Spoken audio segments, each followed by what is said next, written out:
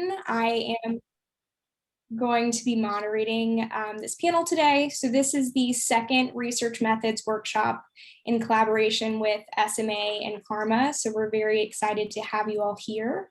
And today our focus is going to be on advice to folks that are early in career, whether it be as a doctoral student or as junior faculty, with an emphasis on research methods. So I just wanted to first thank our panelists, and we have a great panel of researchers today to answer some questions for us. So each panelist is an SMA fellow, and they represent a variety of fields, including entrepreneurship, strategy, management, and IO psychology. So thank you.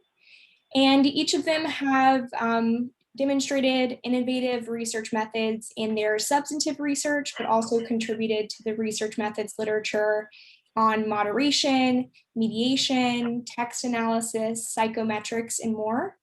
So I'm very pleased and happy to welcome and introduce Doctors Lisa Lambert, Shaker Zara, Jeremy Short, Paul Spector, Robert Vandenberg, Dave Ketchen, Chuck Pierce, and I believe that's everybody. So we have a large panel, which is exciting, but also means that each panelist might not be able to answer every question that is posed, but we will do our best. Feel free to leave any questions that you have for the panelists in the chat as we go.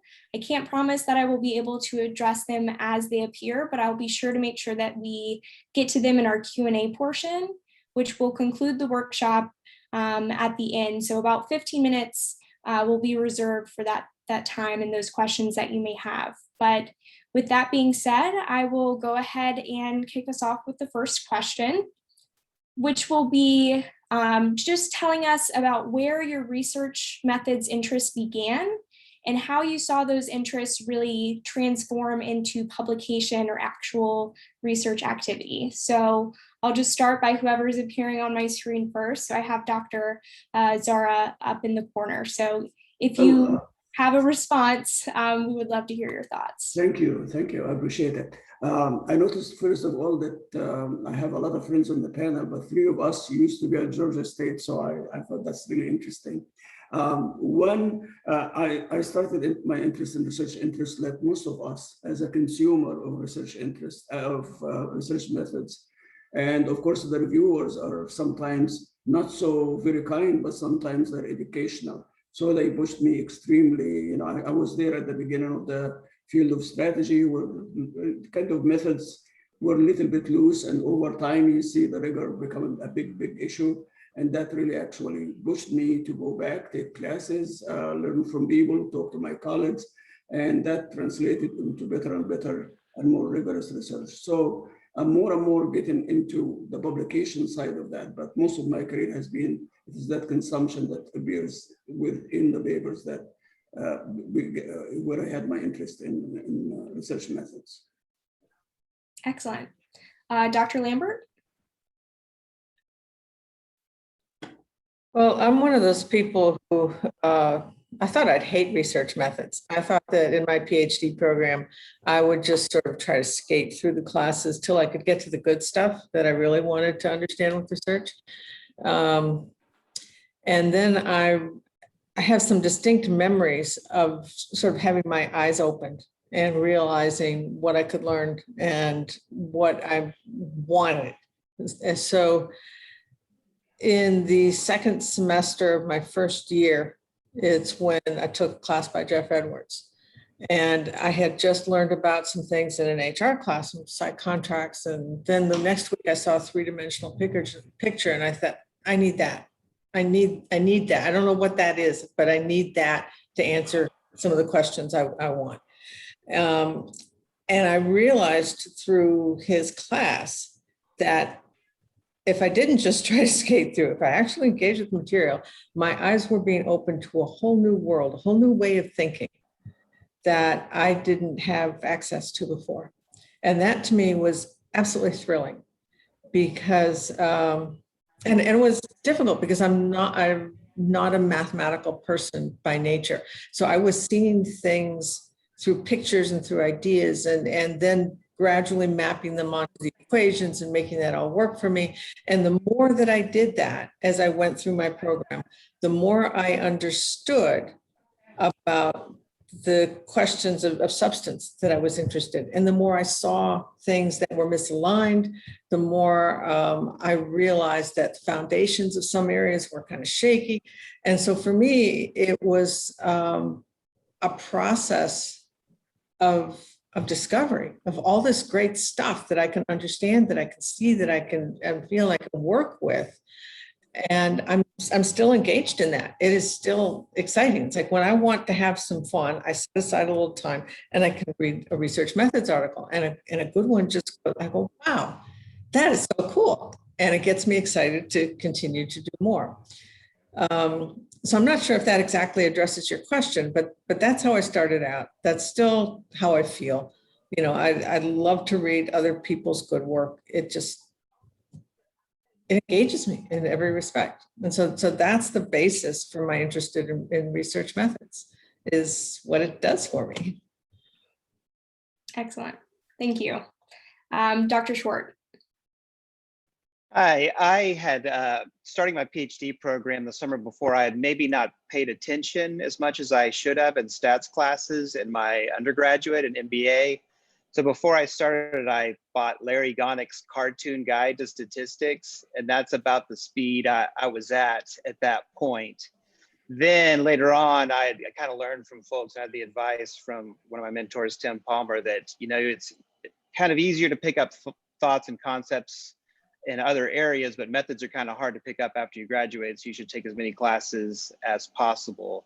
I think then the third kind of area that informed me was, you know, questions I was working on with him, things that were hard to measure. And so I kind of looked for methods. And then Dave Ketchum was also at LSU when I was a student, looking at what people were already good at. So he had published in configuration. So I thought, well, I better learn what people are good at. So I think all these things together were what got me into this world.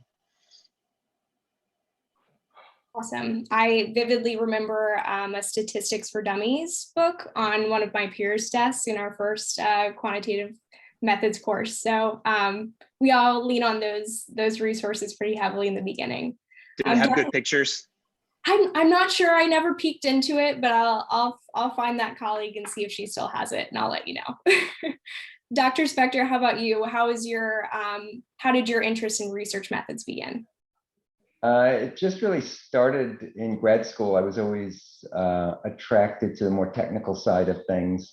And when I was in grad school, computing was just starting, just emerging in the field. So I was an early adopter.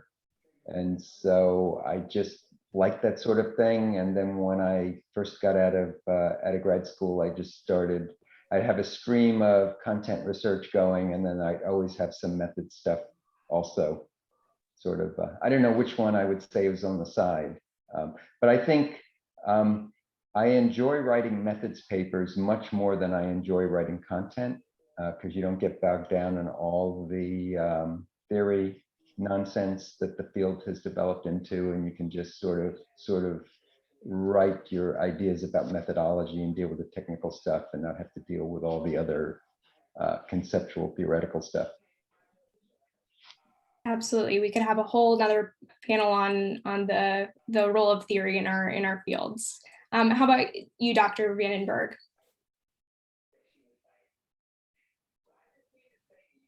I believe you're on mute.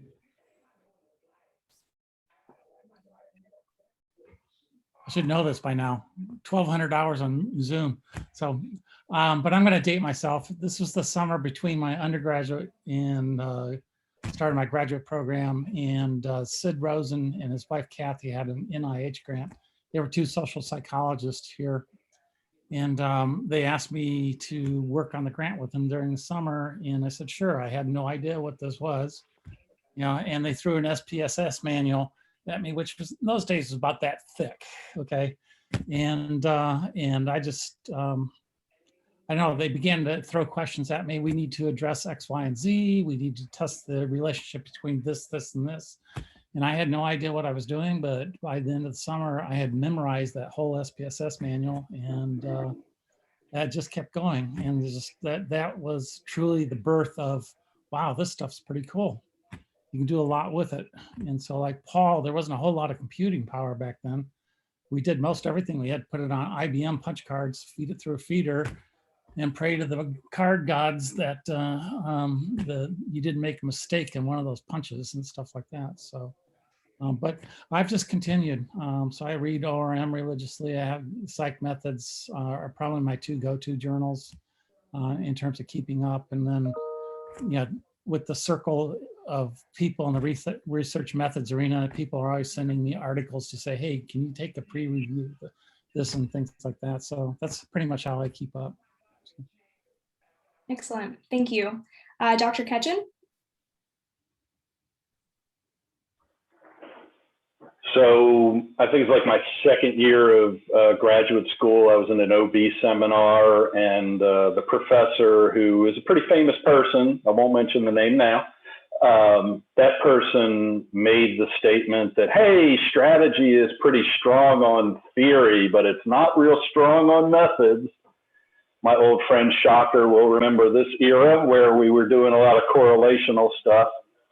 But, you know, for the doctoral students on the call, I'd say that's sort of the sort of thing you want to pay attention to when a professor says something like that, because it immediately triggered in me like, hey, that's something I can work on over the next few years. You know, that's something I can try to help remedy.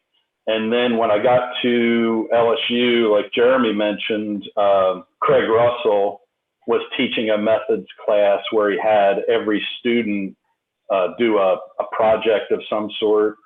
And Chris Shook's project was on cluster analysis. And so he and I ended up writing a piece on cluster analysis, and Jeremy and I ended up doing one on sampling, and the ball just sort of got rolling from there.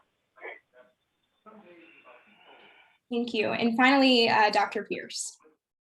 Well, first, let me say we all have the thick SPSS book that Bob Vandenberg's referring to. This one is 32 years old. I still have it. At the end of my sophomore year in college at Syracuse, I was a psychology major, and I got told I had to do an independent study and do research with a faculty member. So I went and talked to two faculty members in psych. One's name was Blair Johnson and one's name was Brian Mullen. And they both asked me, would you be interested in reading about or learning about a technique called meta-analysis? And as a sophomore in college, I didn't know what that was. So I just finished my first stats course in my sophomore year of college. And they said, well, if you really want to learn more about stats, you know, you could take our doctoral level PhD stats seminars as an undergrad. And so I did that. My junior and senior year at Syracuse, I completed the 3-course sequence in the PhD stats classes with all the doc students. And that was fun. That got me ready for grad school. I went away to grad school, and while I was taking a methods class and starting on research, a faculty member there by the name of Don Byrne, social psychologist, said, you know, Chuck, in your career, you're going to have to work on multiple papers simultaneously to be productive and be successful. And I remember asking him, well, do they all need to be on the same topic or same area to be programmatic? And he said, well, we were taught that way in the 1950s, but I would tell you, no, try and study like 2 or more topics so you don't get bored. And I thought, well, okay, I can do my main area of research. And then I discovered in Gene Stone's research methods class that there's research on research methods.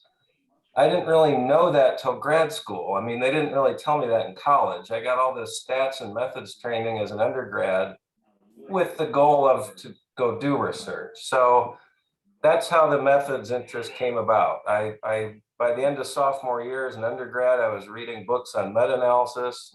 And by my first year in grad school, I was already starting to write papers, not only in my main area, but also on research methods. So it all kind of happened by accident, but I'm glad it did. Absolutely. So you all had some very interesting advice in terms of taking as many research methods courses as possible, seeking other resources to learn more. But what advice would you give to someone who has little to no experience in actually publishing within research methods? How do you begin that process? Where do you start? And this is whoever would like to answer it. I think you have to start by picking a topic and then developing some expertise in it, which is not really different than a content area, where you first have to, go back, do a review, learn about whatever the topic is, see what's already been done, figure out what needs to be done, and then start planning out whatever you want to do. I agree with Paul. It's not unlike substantive research in the sense you have to become a subject matter expert in a particular topic and things like that. So, and developing the articles, again, like Paul, I enjoy writing methods pieces more than I do content pieces. And but you still have to have, the deductive triangle, upside down triangle, thinking big and getting it narrowed down to the things that you want to address and stuff. So it's not easier per se to write a methods piece. It's just I personally enjoy it much more. So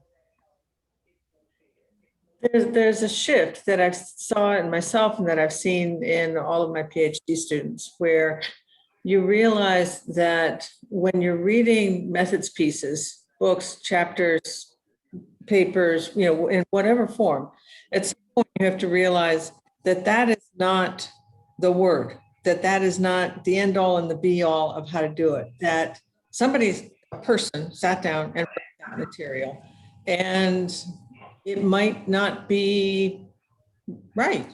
It might be accurate. You might be able to come up with a better way.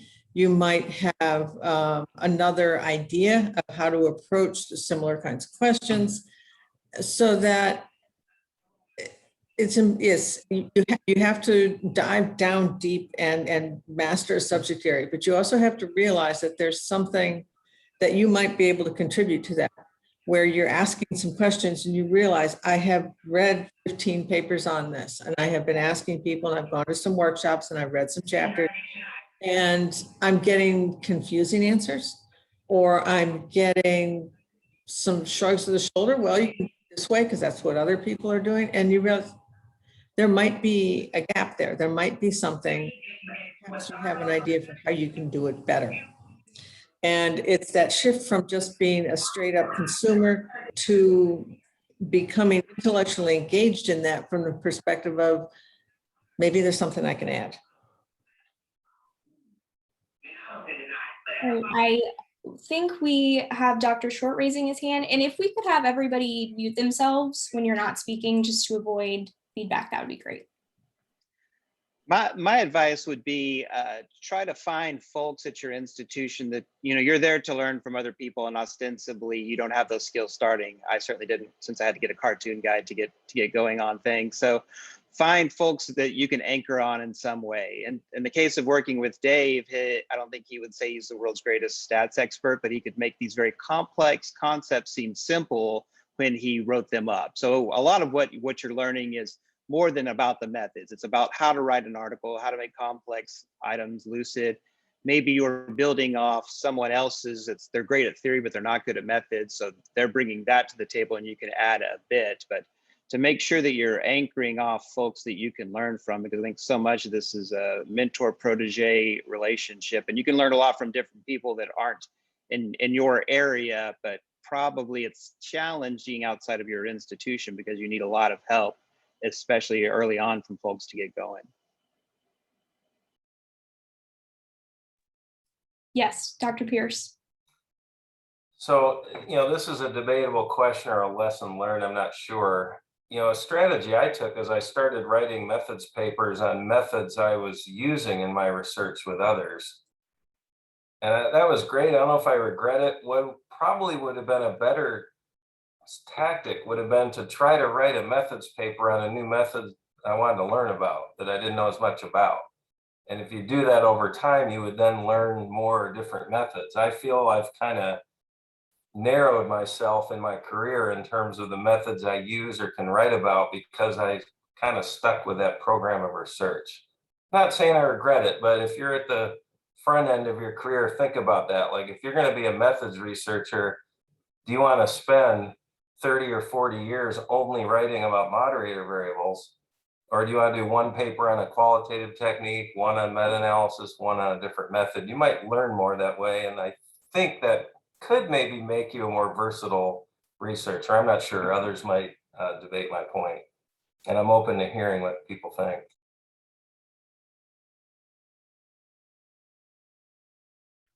I agree. I think that if you just write on one topic, content too, if you just write on one thing, you become a real deep expert in that one thing, but you're not learning much new paper to paper to paper if you start branching out and study other things. And I also had one experience where early in my career, I wanted to learn about manova.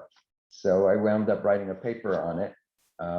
Really just introducing it was brand new at the time. So introducing the IO field and the management field to it. And I learned a tremendous amount by putting that paper together. Excellent. So I've heard multiple times some comments on the joys of writing a research methods paper compared to a content paper. So I'm curious about, especially in your roles as potentially reviewers and editors, what are some pieces of advice that you can give to somebody in writing a methods paper? Where are some places where you see people go wrong as they start to do this work? And what are some ways that you can really improve those specific papers compared to a content paper? So I did some thinking about that question in particular. Yeah, as a former editor of ORM, I saw a lot of things. So my quick answer to that question would be, I used to call the papers I just rejected the trustees to the t-test, in the sense that it looked like people were simply taking somebody's text writing on the t-test as an example. I'm just picking on the t-test, but just as an example, almost copying and pasting it and sending it as something new, but all they were doing is telling us something we already knew about. And that's not advancing methods at all. It's asking the question, what's wrong with this technique, or how come people are using this technique so horribly wrong, or where can we be better at applying this technique? What are the assumptions that we're missing with it?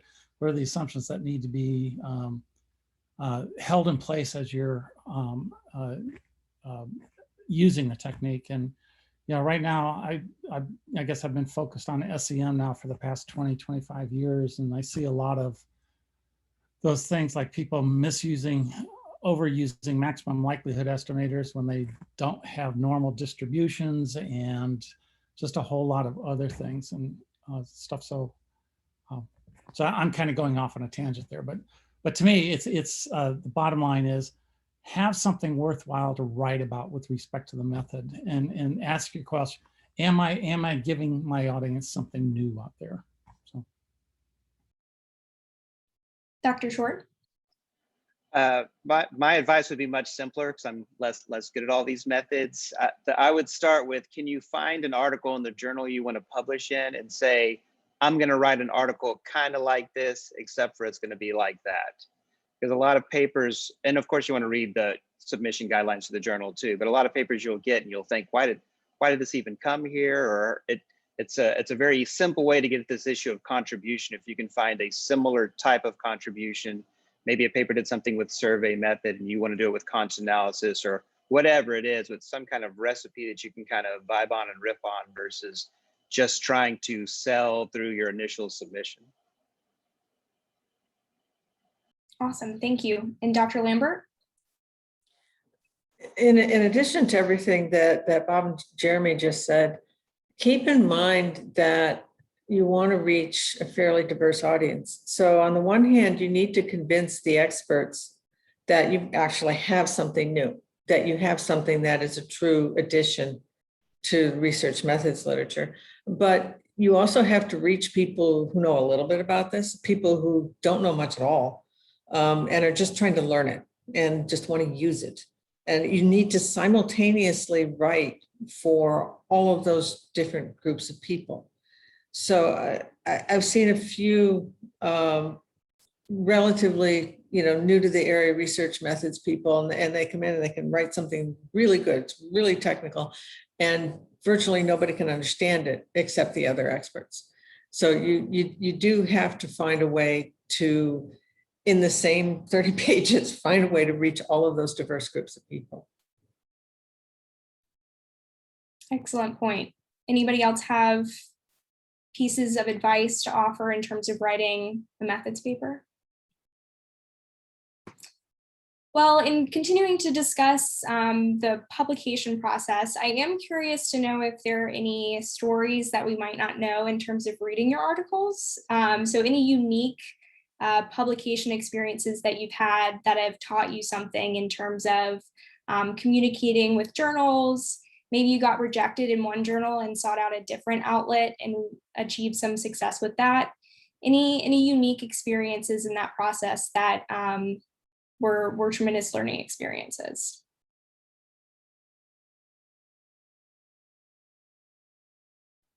Yeah, I had one. I wrote a paper on method variance in JAP 1987.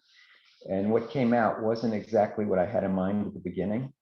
So what I had in mind was people were complaining about method variance, but when I looked there, I could find no evidence for it anywhere. And so what I wrote was a sort of semi-sarcastic journey of looking for method variance and being unable to find it. And the feedback I got from the reviewers, one of whom was Larry James, was that they liked the message and what I had to say, but they didn't like how I was saying it. And so they urged me to go back and do something that was much more standard. You know, take out any attempts at humor or sarcasm. Don't write it as a personal journey. Write it as more of a standard methods paper. And I thought it was really good advice. And I followed it, and what came out was much different than the first submission.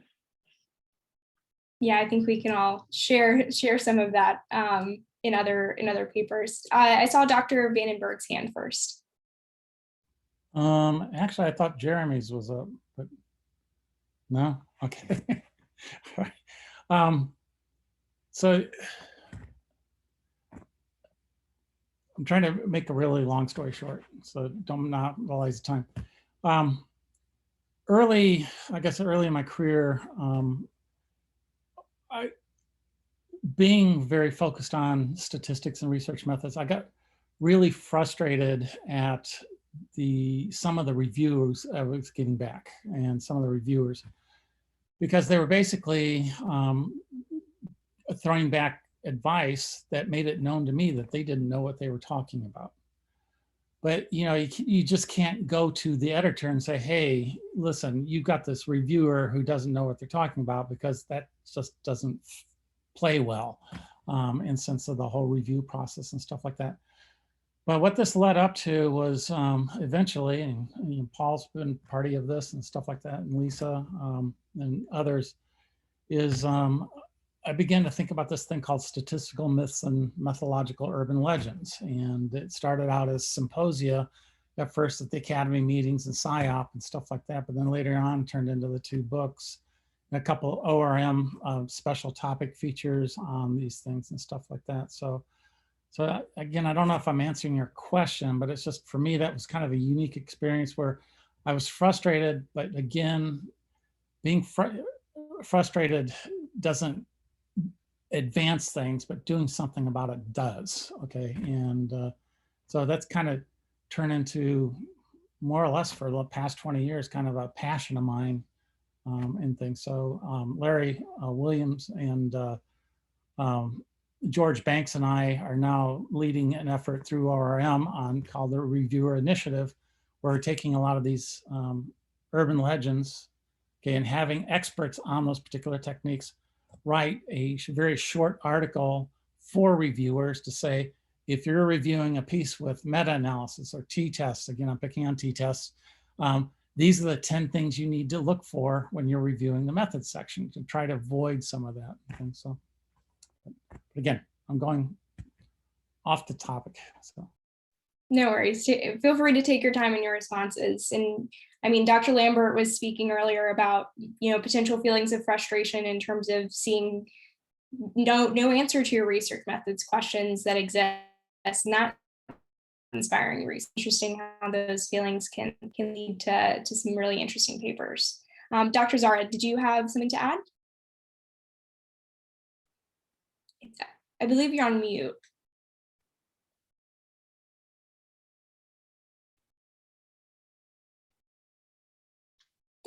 Sorry. Okay. Yes, sorry. I wanted to follow up on what Bob said.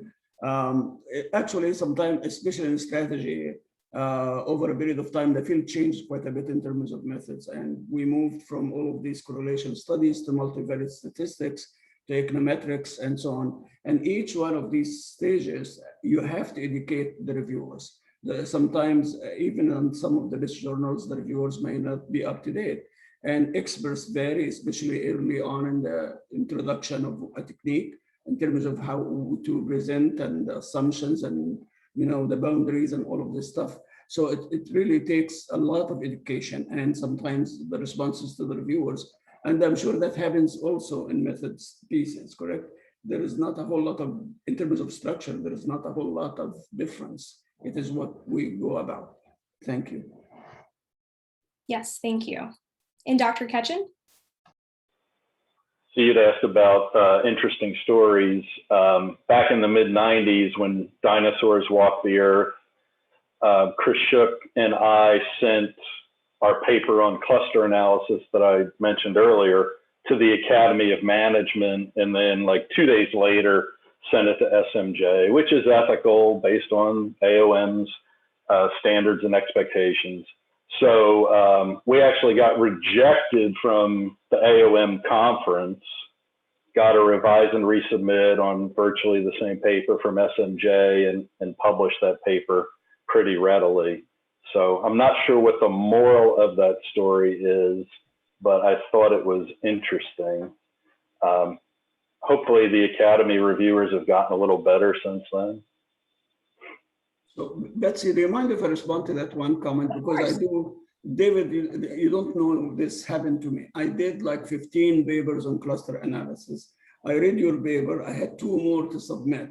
I never submitted into the journals because you're talking about the pitfalls of shortcomings of cluster analysis. So that paper actually changed the direction in terms of my use of that technique. So in a way, I should thank you, in a way I should, you know what I mean? But it really was very influential, at least in this particular case. Well, you've got enough publications. I think you could afford to miss out on that one. Thank you. Yes, thank you. Yeah. Anybody else want to jump in, Dr. Lambert? Just a small thing. One thing to keep in mind when you do submit something, this is true even for a content paper, but editors and reviewers sometimes need to see things, see how it plays out to understand their reactions to it. I'll give you one example. We submitted a paper, got an R&R, and we got feedback and told us how to change the introduction to the paper and the setup for the paper. We did all that. It involved me reading 300 papers and coding them and doing it. And then the editor read all that and on the resubmission and said, okay, take all that out. Okay, don't do it that way anymore.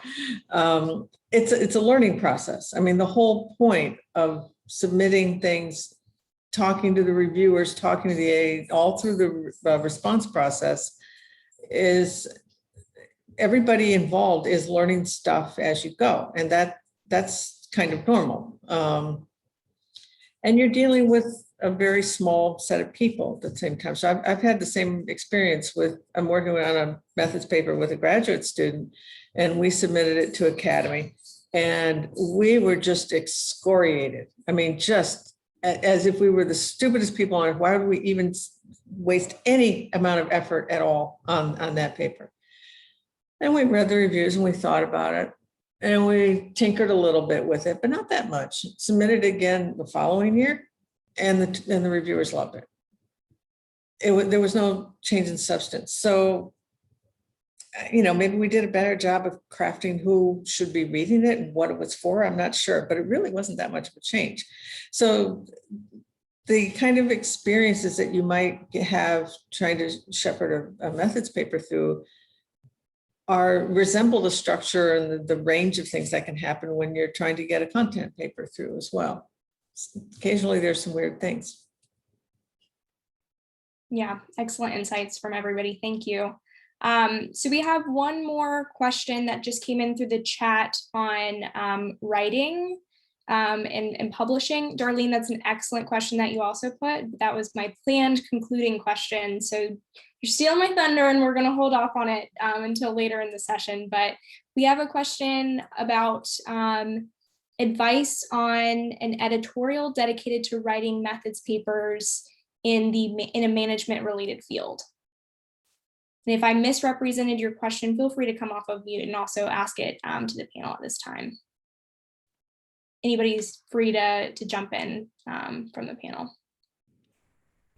This is something that Tina Kohler and I have been talking about, and we're the incoming editors for ORM. So we're following a very august group of people like Bob in that role. But we realize that there might be greater interest among people who haven't had the access that we've had to scholars who are already really good at things. And so we're looking at trying to create more resources to help be a little more available to people who are a little bit outside of that group. That might include some editorials where we've started a Women in Research Methods group to still a lot of women who are interested in research methods. You look at the number of authors, it's a pretty small group who are women, and trying to expand on that. So it's something that we're aware of, but there's a hole. I mean, there's a big hole on how to go about writing methods papers. Now, some of it is not going, even if we're able to write those papers and help people, we have a lot of papers on how to write theory. That doesn't mean we all write good theory either. You know, so it's not going to do the job for you. It might help give you a little bit of an entree to some thoughts and ideas that you hadn't had before. So it's on my mind, and I'll stop there. I see other hands from the panel.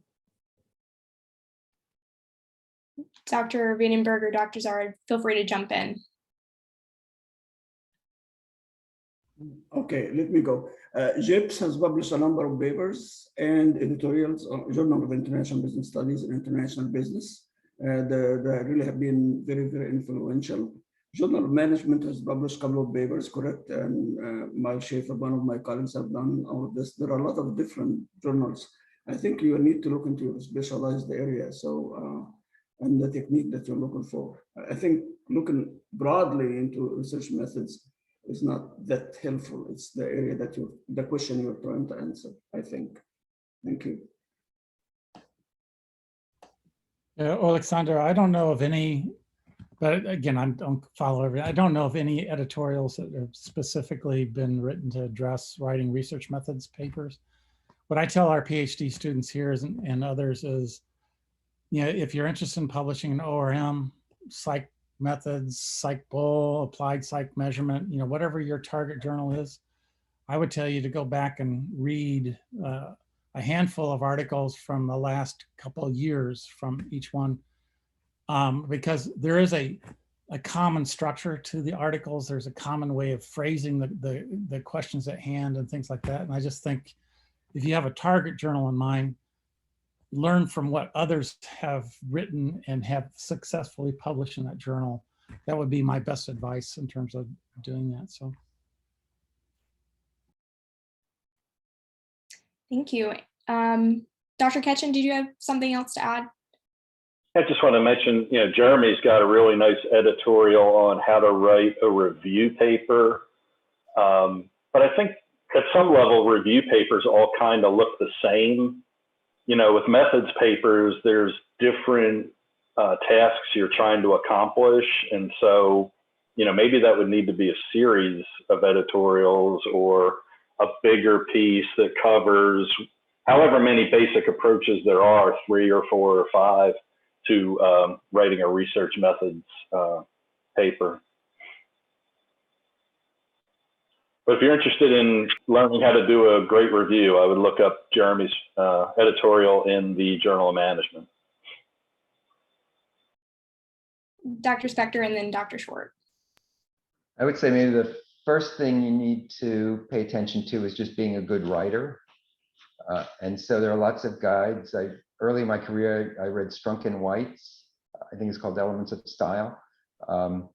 But reading books like that about writing in general, because if you're a good writer, then it's not so hard to look at journals and figure out how to adapt to the particular style that they like. But a lot of people might be successful at writing papers, but you read them and they're not really very well written. Most of those often wind up rejected because reviewers can't make heads or tails of them.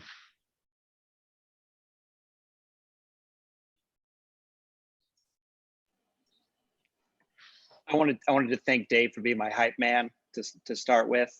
Thanks, Dave. I appreciate that. Most everyone, I think, has probably read the Murray Davis That's Interesting article. If not, you can dig that up. And I would say that sensibility in many ways applies to writing methods articles as well. You have to, in a short elevator pitch way, say people have thought this, but this is really true. I think that's the first thing to keep in mind. It has to be something that, even if someone doesn't understand the method hardly at all, and they happen to get it as a reviewer, which can happen, they can at least get the context of this thing is, I can see this thing is kind of wrong, or there's a tension, or there's a problem. I would say the other practical tip is, meanwhile, what looks really bad is in your intro, you just like trash all the previous scholars and methods that existed. And I think both of those problems I see commonly when I review for ORM and other similar types of articles. I don't really understand what they're trying to do in the most basic context clue way, but it's clear the one thing they did do was somehow trash a bunch of other people. If you can do one of those things and avoid the other, that's probably a decent start. And do you also recommend including cartoons, or are we keeping it to the introduction to statistics field? All my best work includes cartoons. Excellent. Thank you. I would say actually that this is probably something I do almost always recommend when I review for research methods, is a table that someone can kind of look at and get the gist of. So that's the cartoon equivalent in a methods article.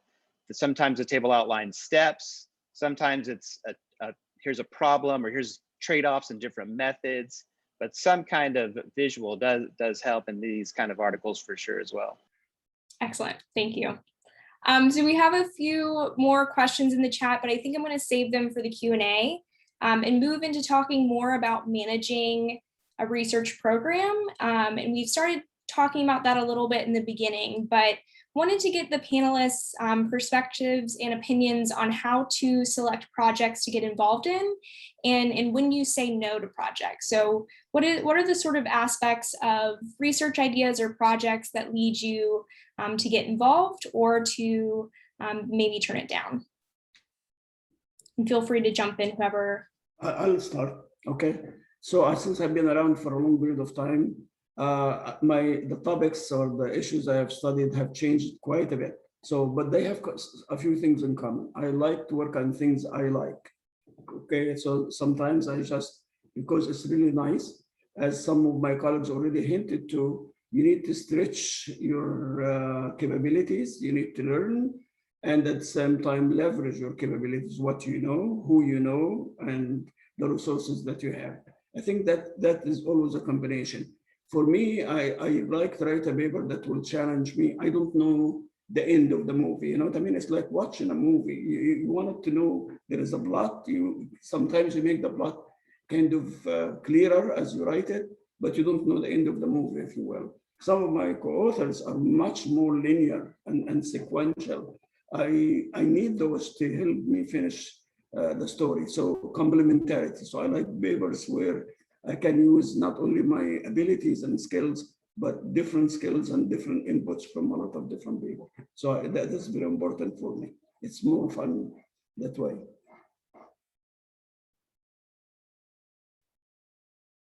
I'll stop here. Any other perspectives, Dr. Lambert?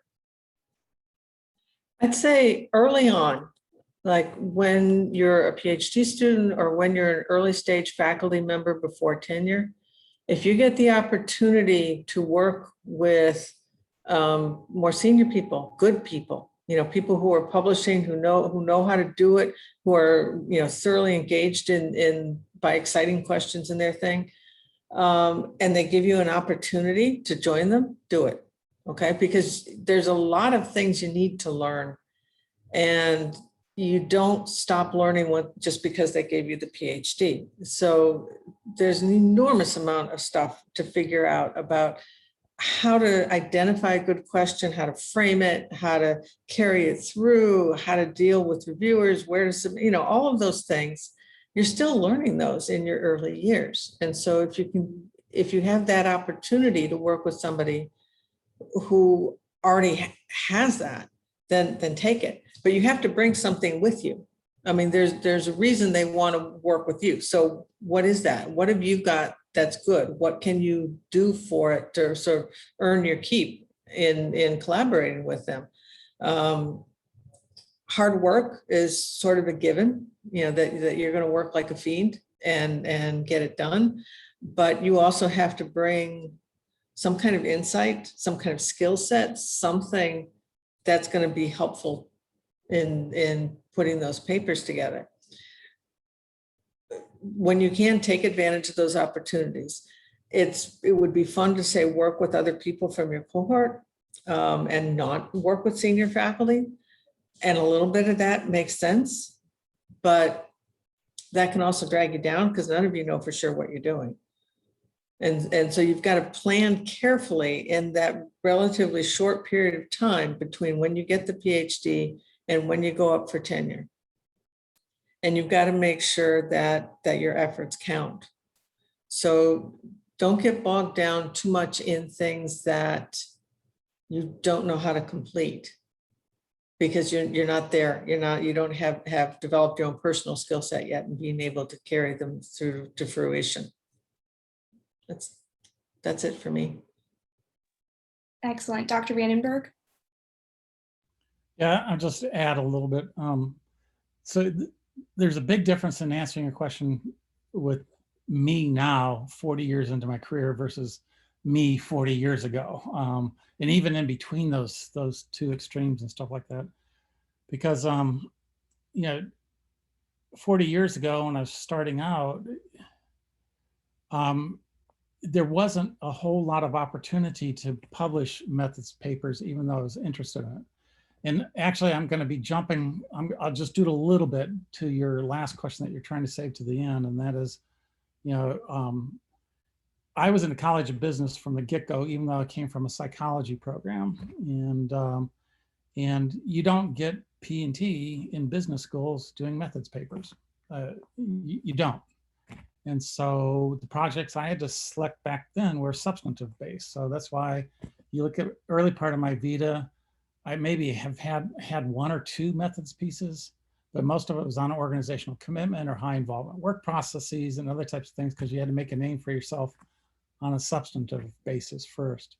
And it was only later, after getting promotion to associate and then especially promotion to full, that I said the hell with the substantive stuff, and I focused almost exclusively on methods papers at that point. Because what are they going to do? Fire me? So, but it really does make a difference. Your question for a beginning person, the answer to that question for a beginning person is really different than the person like me towards the end of my career. So. Thank you. Any other advice for folks that are early in career, how to identify opportunities to pursue and opportunities to maybe turn down? Dr. Schwartz? My advice is kind of think of it, this is an early practice for when you're on the job market. And one of my best tips for the job market is a lot of times candidates will come through and they somehow, I think the better candidates, they talk about their own unique research, but it's in the context of how they're going to fit into the organization. Or I had a faculty member one time before tell me, when you're on what you need to realize when you're interviewing, it's not about you, it's about them. How can you help out this organization versus have your own personal vision quest? That's you want to have that, but maybe you don't want to talk about that too much and advertise it.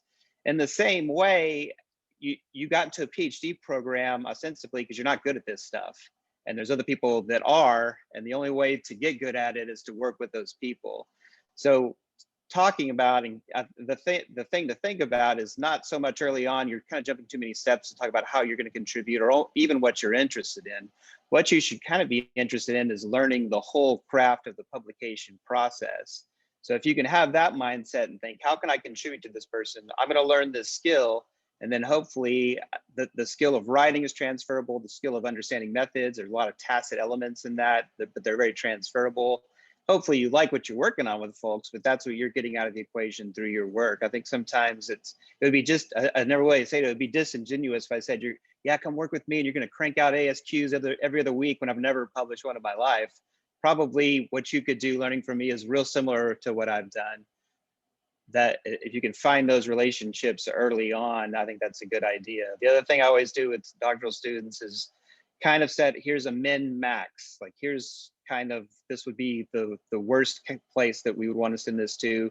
Here would be the max, but then let's be realistic on your timeline. You only have a couple of years to get something to try to get a job and stay in the game. What is optimal for managing that timeline so you can stay in a research focused career? So I think that's two things that gets to your question about, that's kind of how I would set a decision rule on something to work at. Part of it is, the other analogy I'll use all the time with doctoral students is, if if I know how to make swords and you want to make shoes, that's incompatible. I can't help you, and it would be weird if you thought that I could, but I can help you do what I'm kind of good at, and hopefully that's what you're here to learn from me and other folks where I am working at. Great points. Thank you. Dr. Spector? And my advice for students and early career people is be strategic.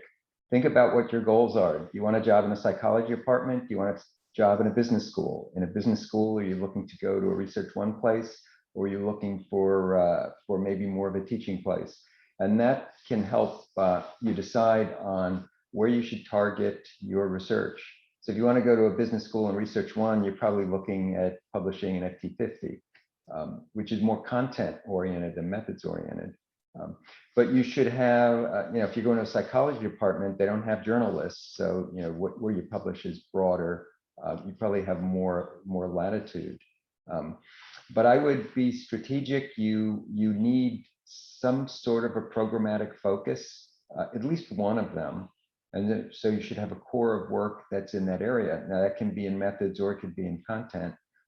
But you don't have to have just one core area, as someone said earlier. You can have more than one, and you can do a little bit of dabbling. So you could have a core area, and then maybe you do a paper or two on methods here and there, depending on your interest. But I would be strategic in thinking for every project, where's the potential for this to get published?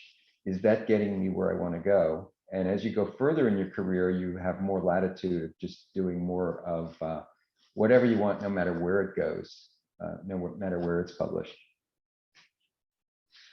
Excellent. So many of those responses hit on collaboration and working with senior or fellow faculty. So I would love to hear any piece of advice that you have for folks early in their career in terms of finding good collaborations, whether it be within the institution that they're housed or outside of it. How did you do that, and what advice do you have for folks as they begin that process?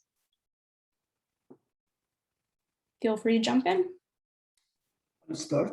I have worked with a lot of people, and I've been lucky because of that, because I learned a lot of things, complementarity and so on. Dependability, complementarity, okay, and just very nice to work with. Now, nice does not mean easy. There are people who are difficult and challenging and demanding, that they keep you honest. And these are really wonderful colleagues. But again, dependability, collegiality, all of these things, but complementarity, somebody can learn with. I actually have stopped work earlier in my career. At the time where I needed it the most, I decided not to work with certain people because I felt I'm not learning much from them. I just left the projects and walked away. So I think you need to look into the long-term learning aspect of the relationship as well. Thank you. Any other thoughts? A lot of my collaborators have been current and former students. A lot of them have been colleagues, like in my department or in my university, and then occasionally some friends outside of that. Some of it developed maybe from a conference panel or session.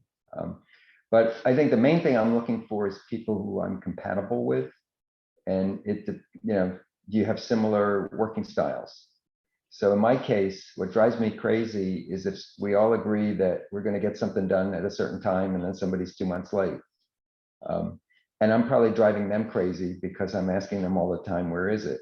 So probably if you're the person that's very relaxed about deadlines, probably better working with people like that, because you won't be driving each other crazy. And people who are just compatible, have compatible skills.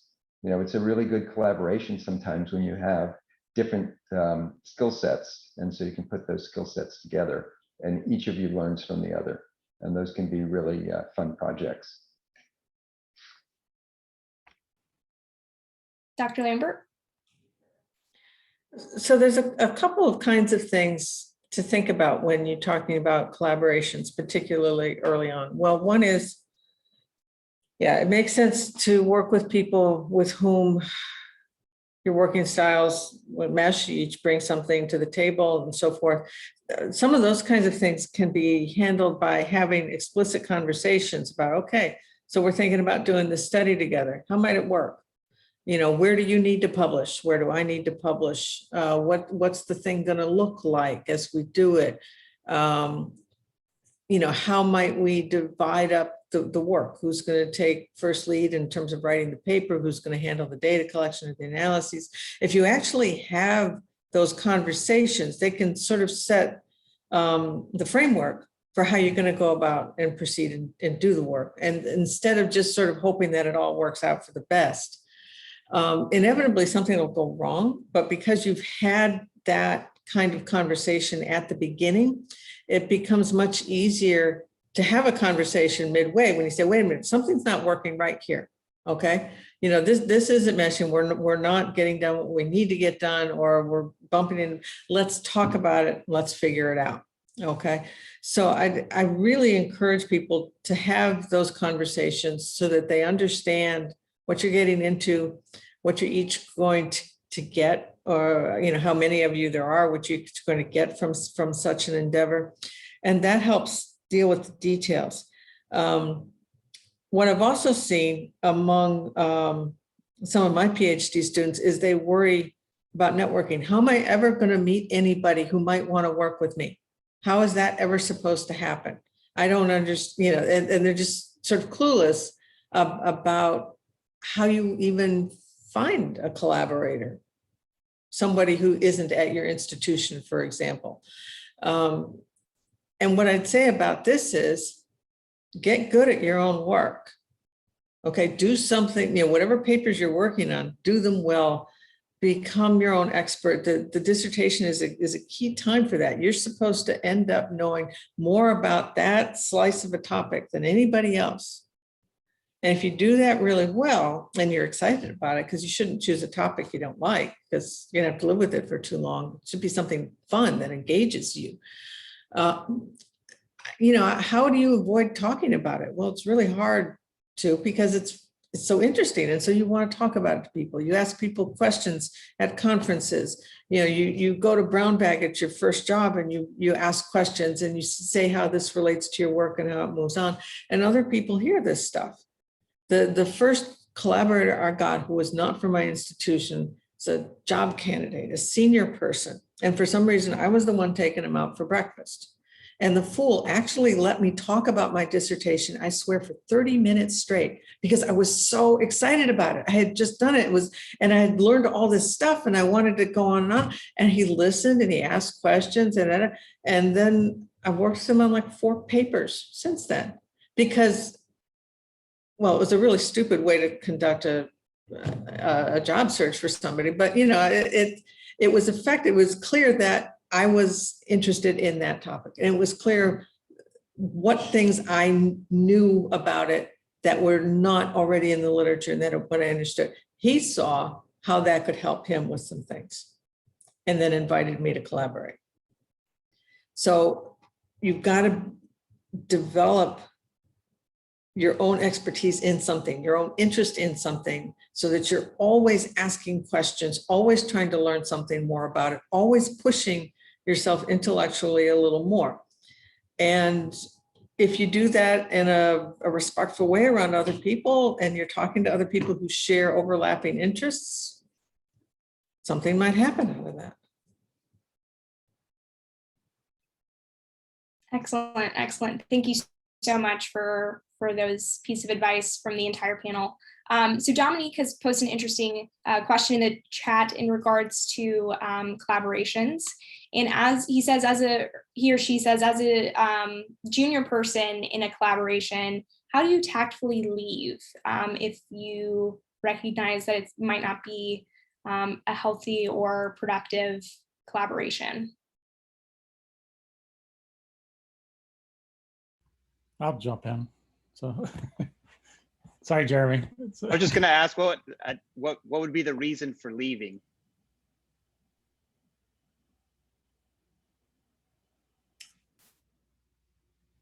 I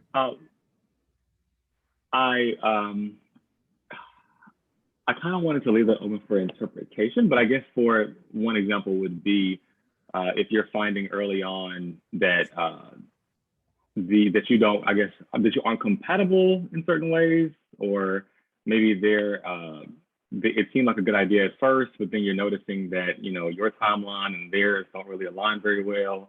You didn't have that good conversation, as was said earlier, about what your needs are and theirs, and maybe they're at a different place in their career where deadlines and timelines aren't as important to them anymore, but you're really kind of looking ahead and seeing that the work's not really going to be accomplished in the time that you need it to be. That might be one example where you might think, okay, maybe this isn't really something I should be devoting large swaths of my time to.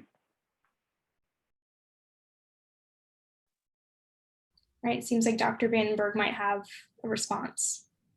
Yeah, so that happened with me pretty early in my career. I had a senior faculty member who had a really good name, and it was a good opportunity. We had a lot of mutual interests and stuff like that. But it was the same thing. I was eager to get published because I was untenured, and I was hungry in that respect. And she was already well tenured, well placed, and things like that. And so it was just incompatible work styles because instead of getting it done in the promised month, it would be 4 months later and stuff. It would finally get finished and things. And so what I did, whether this is tactful or not, and I'd like to hear other people's opinion, is I had 3 projects with that individual that I just said to myself, I'm not going to ask them for advice anymore. I'm just going to ask for forgiveness and not permission. And so I would just write it up the way I write it, have a couple of my other colleagues look at the piece and say, is it ready for me to send it for review? And I would do it. And sure enough, they got published eventually. But I basically kept that individual's name on as second author. But after 3 publications, I stopped working with that individual simply because we were just too incompatible in that respect as well. And now with PhD students, I have a realistic job preview with the PhD students up front, and I tell them how I like to do things, when I want the things done, and if they say they're going to do it, it has to be done then. Otherwise, our relationship's over with. I don't muck around the edges anymore with them, and it seems like particularly during this pandemic, the edges have gotten a little bit more blurred in terms of the follow through and things like that. And I've stuck to my guns though. And that's why you'll see very few publications of mine with doctoral students, simply because I don't like to muck around the edges anymore. So all right, that's it for me.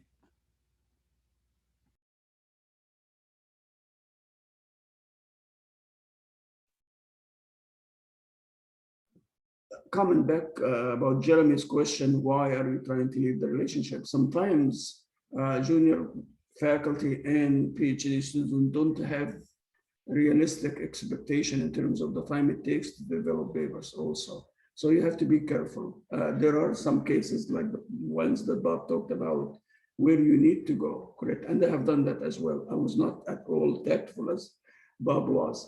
But there are cases where you're also, because you don't know the game, and especially if you're writing a good paper, and some papers do take time. So you have to be careful about that.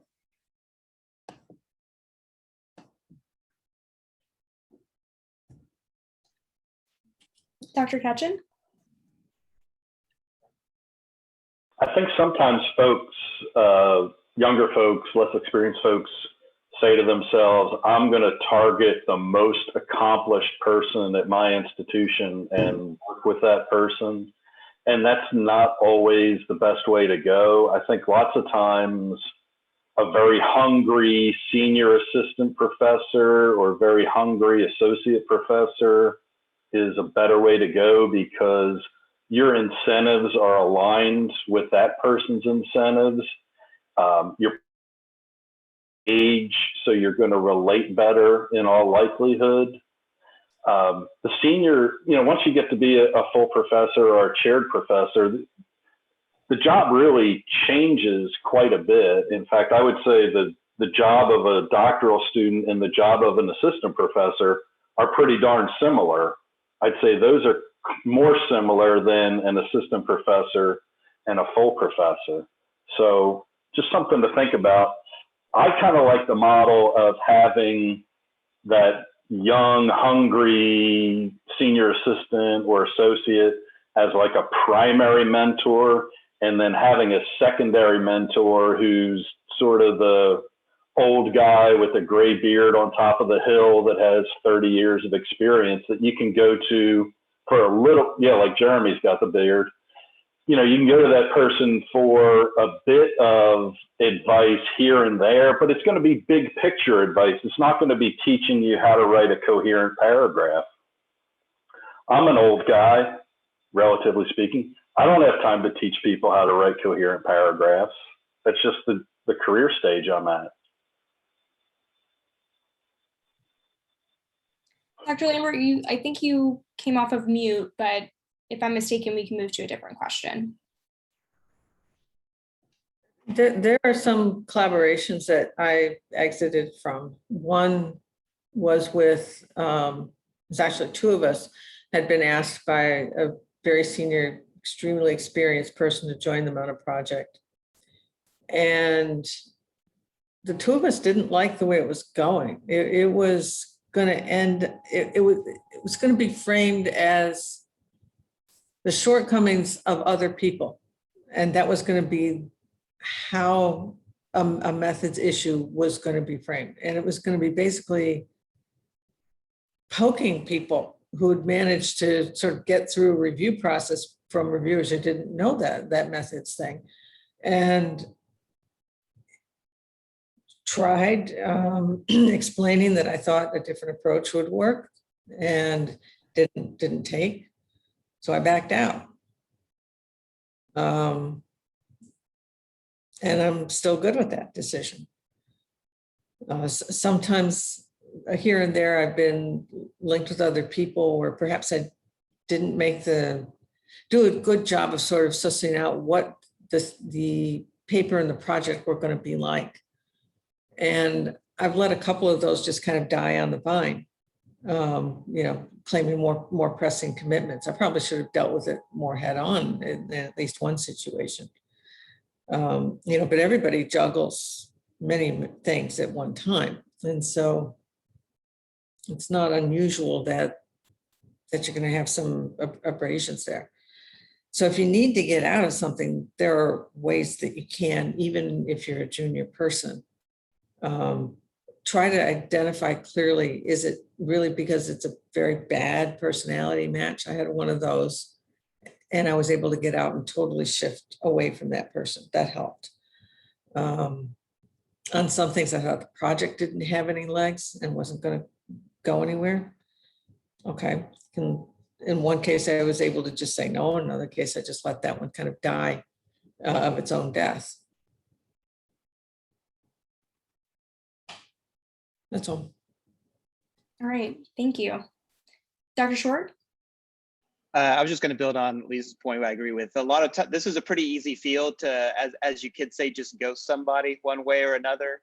So I think projects will pretty naturally die if no one, it takes a lot of motivation. And I feel like many of my really good papers just get summarily rejected.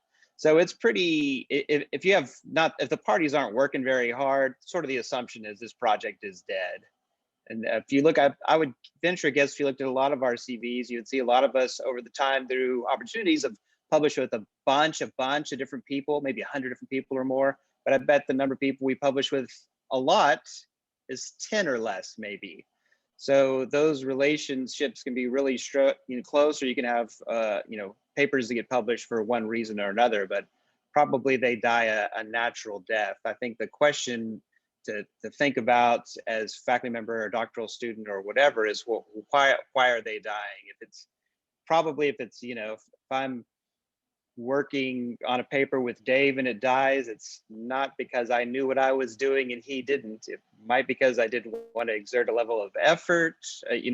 What is the relationship reason that it's happening? Because it's probably not that as a doctoral student, I knew so much more than this senior mentor that had published 100 or whatever papers. So I think some self-reflection is always needed in these cases.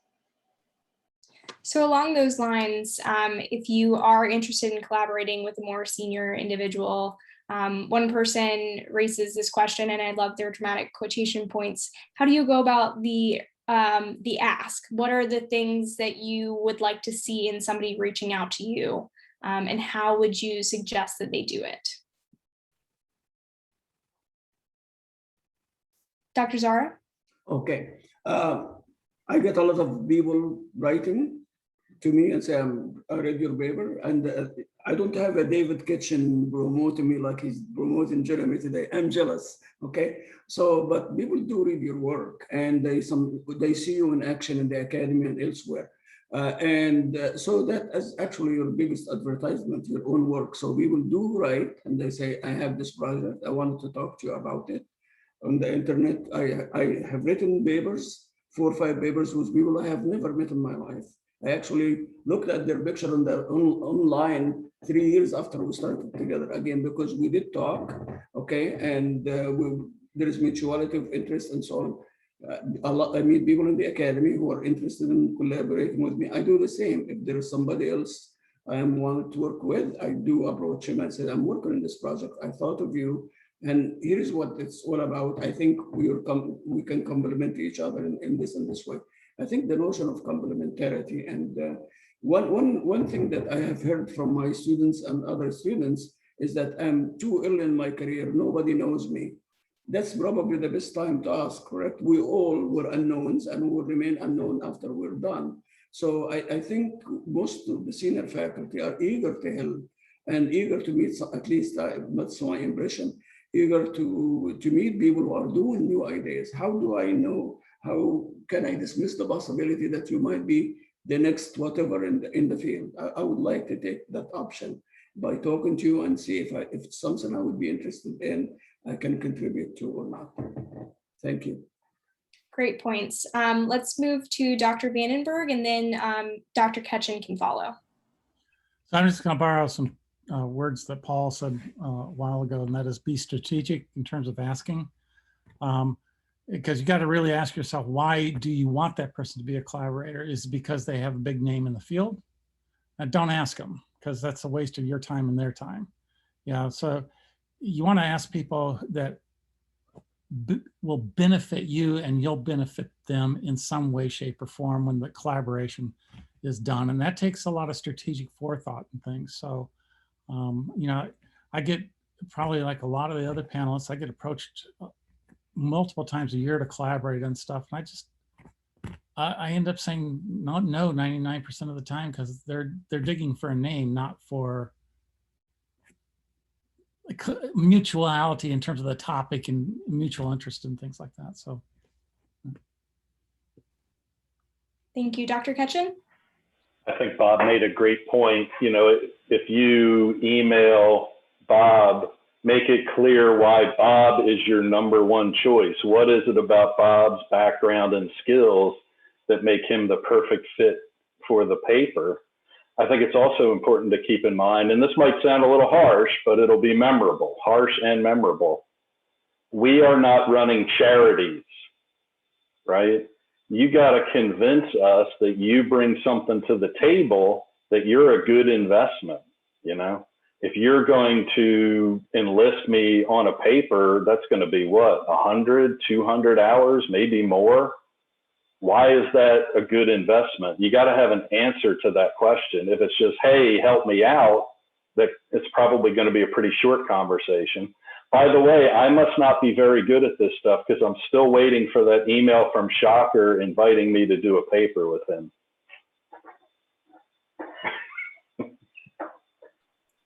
I don't send those emails, David. I'll send you one today. How's that? Okay. It will be an honor. So I do want to make sure that I think it was Darlene's question is answered. So I want us to close by you all saying something that's currently exciting you in research methods, whether it be today or something that you project is going to be big in the next 5 to 10 years. What are you excited about? What are you thinking about?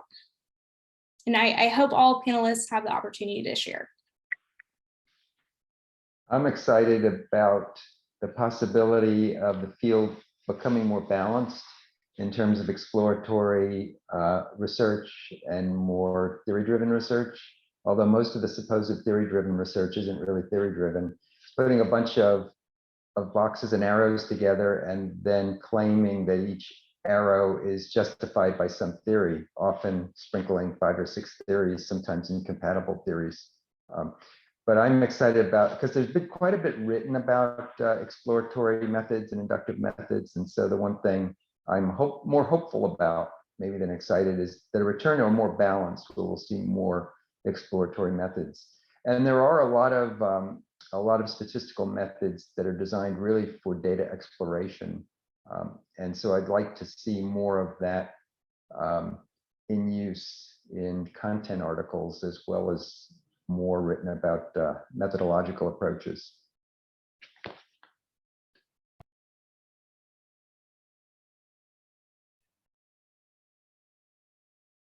And the rest of the panel, feel free to unmute whenever you're ready and share. I'll answer in a different way. I tend to get excited about the methods to the extent that they can explain something that I'm kind of interested in, that maybe I don't know a ton about, that's novel.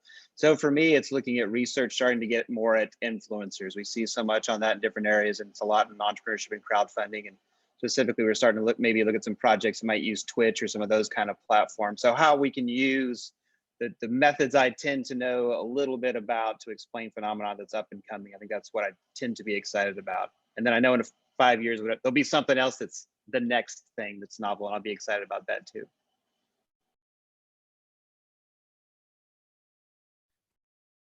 Dr. Ketchen, I think I saw first. I guess I'm excited about multi-method designs. I think there's some really interesting things going on there. My friend Jose Molina was on the call earlier. I don't think he's still here. It might be after bedtime where he's at in Spain. But he's done some really exciting things there. I think in the future, it's probably going to be pretty unusual to get an article in AMJ that's purely archival or purely experimental. I can't say I'm excited about this. I'd like to see the field deal with this whole endogeneity question. I don't need every set of reviews that I receive to say, geez, you only did 17 endogeneity tests. You need at least 37. It's really gotten out of hand. And so maybe down the road that can be addressed to where there's kind of a reasonable approach to dealing with that issue. I'm not denying that it's an issue, but it just seems to be a hammer that reviewers want to hit every paper with. I feel for you. I know. Dr. Vandenberg, and then Dr. Zara, if you want to jump in, you're welcome to afterwards. Yeah, it kind of reminds me of the common method stuff, the endogeneity issue. Is it really a problem? But we'll leave that for another time. So piggybacking on both David and Paul's comments, it's kind of the same thing. So I've kind of noticed in the the macro and micro worlds coming together more and more in terms of theory, like the OBHR with the strategy, entrepreneurship, innovation side is coming together more and more, and there's more collaboration, which is going to take the multiple methods.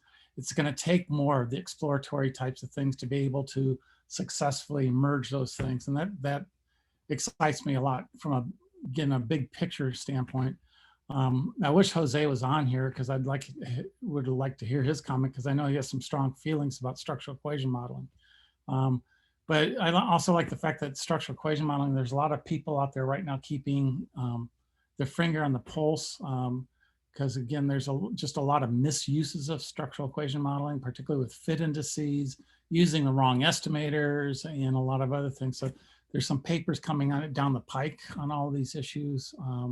That I think it's going to be a game changer in that sense, in terms of the application of it. So,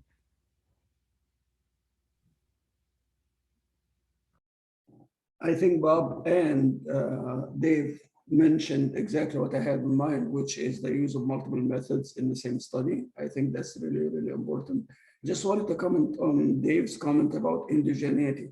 It has become the unholy grail in strategy, entrepreneurship, and international business. As editor, as a reviewer, as an author, we all get those comments, and it's really way, way, way out of proportion. I spent quite a bit of my lockdown time on the internet trying to learn all of the techniques that people use for indigeneity. It has been useful, but I don't know how helpful it will be in terms of making the reviewers happy. But it is a big issue.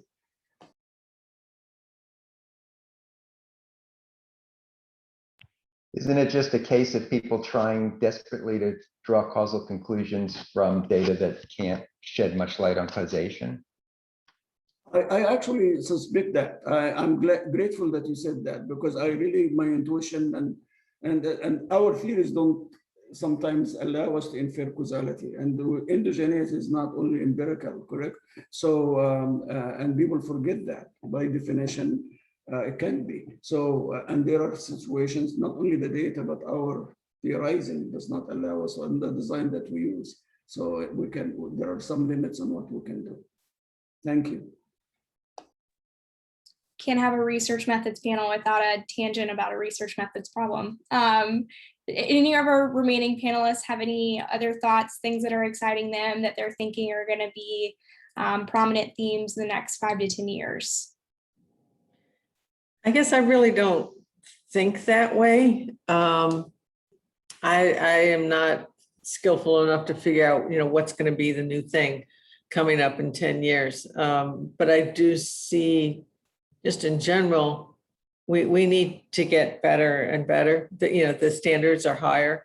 In some ways, some of the standards are more ridiculous, but I think we can and will become more thoughtful, more skillful, and more rigorous in how we're doing our work. And I think that's going to be incumbent on us no matter what kind of questions we're studying.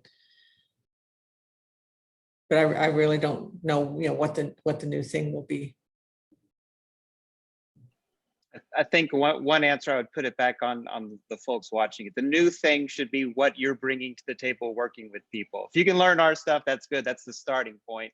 Go find something from sociology, from psychology that's not brought to the table, from artificial intelligence. The next thing will be the thing you bring to add on top of the work old timers already know how to do. So you're driving those questions.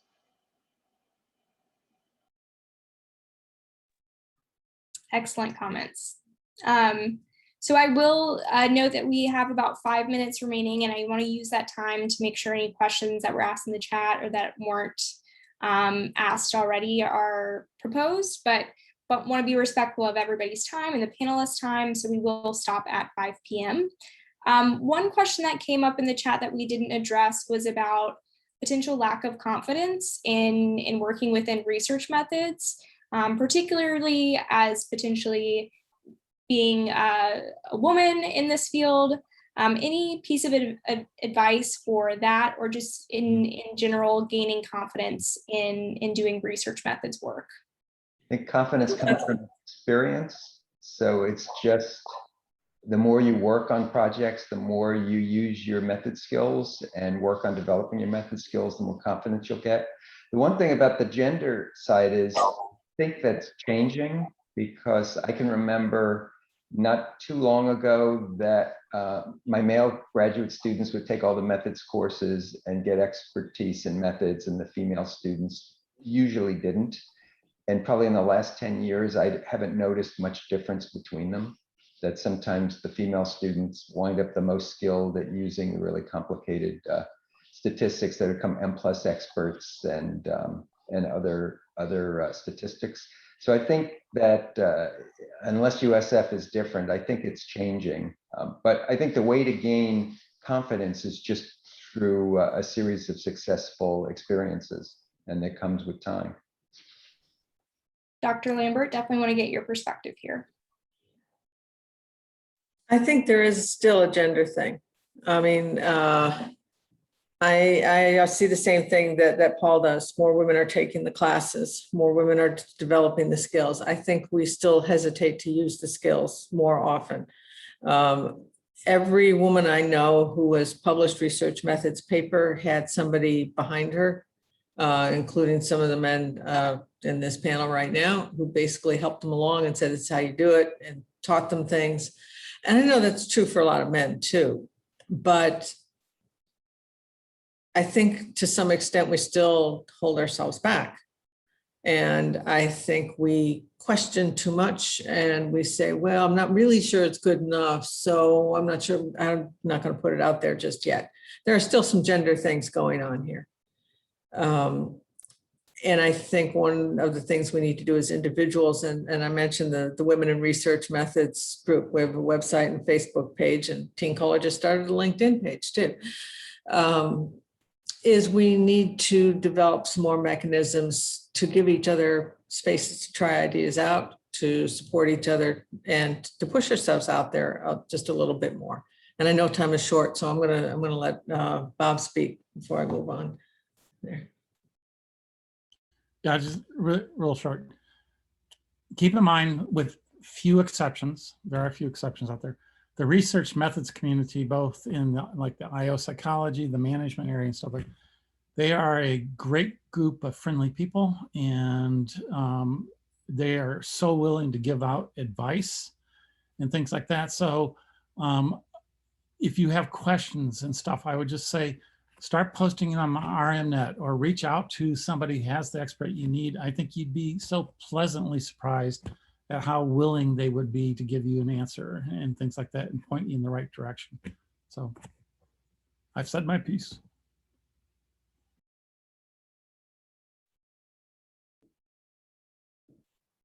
Any final thoughts? Use your colleagues, use your network, talk to people, ask. Well, I think Lisa and Bob mentioned that you need to develop your confidence, but you also need help. We all do. I do. Everybody asks questions. So use your colleagues. The informal network is there to be used. Excellent.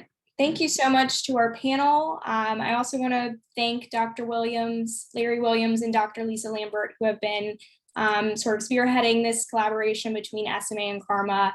Hopefully you all have been able to attend both research methods workshops and found them to be helpful. And I was glad to ask these questions and also listen in as well. So thank you everyone, and have a great rest of your evening and day.